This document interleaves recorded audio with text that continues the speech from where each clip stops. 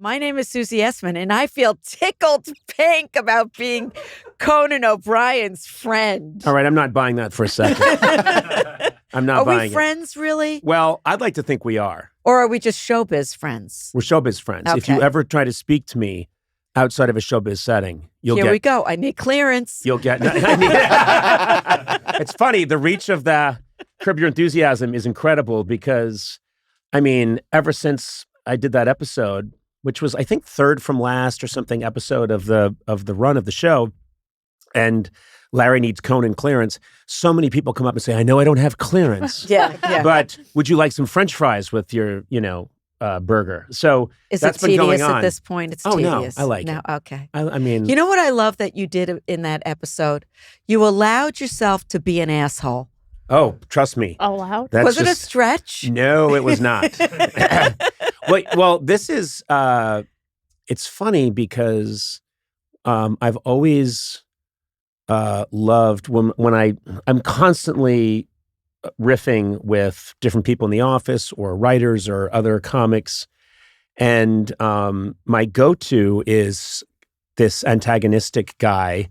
And it's so funny because I was raised to be so polite. Yeah. And I do really want people to be happy. I mean, I'm a people pleaser.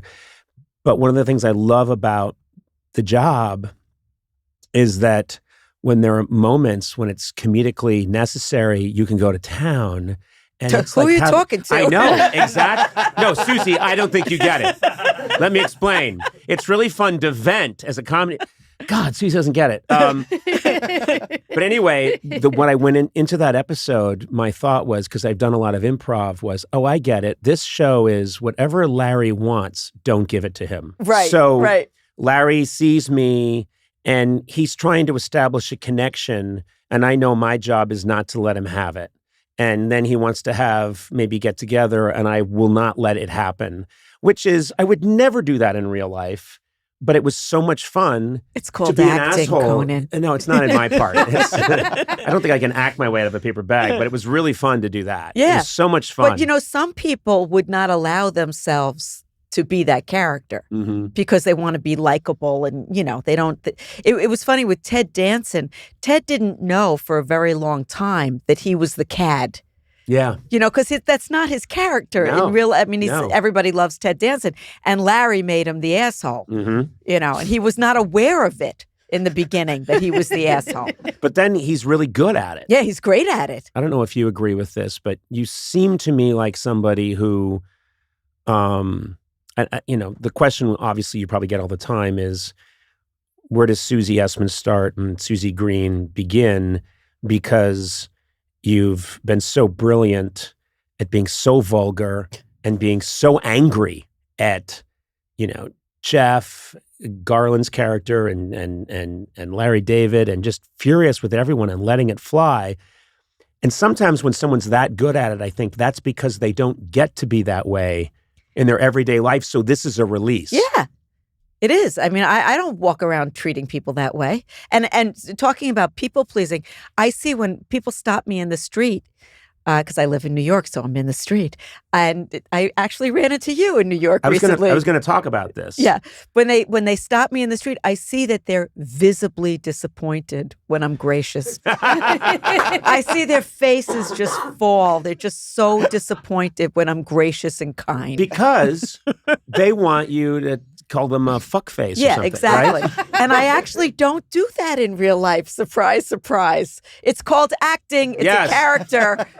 But it's tremendously releasing. And I would go home after a screaming scene, which is almost all of them, and I would sleep really well that night because it was like a primal scream. Yes. It's funny because I know that your parents, your dad, an oncologist, my dad's a microbiologist, your mom taught at Sarah Lawrence. Yeah. My mom's a lawyer, very well-educated people. And we weren't even show business adjacent. We were a million miles from show business. And it was very important that everybody hide their anger. You could use guilt and you could use sarcasm, but there was a lot of attempts to hide anger and displeasure.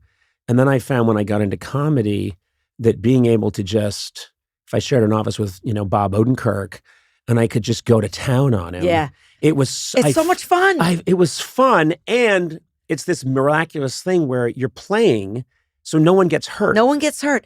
And then, I'll scream and yell at Larry and whatever, or Jeff, whoever, and then it's cut and it's like, all right, where do you want to have dinner? It's this completely, nobody gets hurt. That's the beauty of it. I say that all the time. You scream, you yell, fuck you, and you're an asshole, and nobody gets hurt. No, I think that's something that's kind of magical. We do this all the time. Yeah. Where I'll go back and forth with Sona. If I ever thought for a second, if someone later on said Sona's feelings got a little bit hurt, I would not sleep probably for 5 days. Right, yeah. right. But you're so good at it, though. That's why it might be who you really are. I think it's who I am. This is the facade. This is the facade. Yeah. Well, so it's funny because I got offered this part with these brilliant young fellows on Saturday Night Live that do Please Don't Destroy. They said, we're going to make a movie. Do you want to be in our movie? And I said, well, I'm not an actor. And they said, well, just check out the part. And I checked out the part, and all I do is, because I'm a redhead, I'm Ben Marshall's father. They just thought it'd be funny if I was Ben Marshall's father. And all I do is scream at him, and all of them the whole movie. Did you have fun? I had a blast. Yeah, baby. And they gave me a little Breaking Bad goatee, Bryan Cranston goatee, and all I do is shit on them the whole time. I'm craven, I'm an asshole, I'm a bully, and I slept like a baby. Yeah. Every night. Welcome to my world. Yeah. But I have to take issue with something you just said. This, I'm not an actor. Mm-hmm. It's bullshit. Okay. Because you were on, every day you did a TV show. Oh, that's true. And, you're delivering monologues, you're doing sketches. It's, what do you think it is? It's not like, Well, you're not Meryl Streep. Well, God damn it. Neither is she. Susie, I was certain. Wow, Meryl Streep isn't Meryl Streep.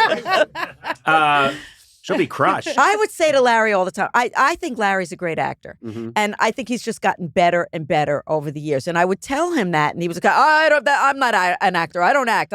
Yes, he is acting. That's not who he is in real life. Right. What's funny, I think, I guess what I'm saying is, I know that if I had to go out on stage and have a very emotionally raw moment with somebody and weep and tell them I love them, or that's masturbatory. That kind of acting. That's not acting. That's How did you know I cry when I masturbate? When I masturbate, I'm just like, oh God, I love you. I think everybody probably assumed that about you.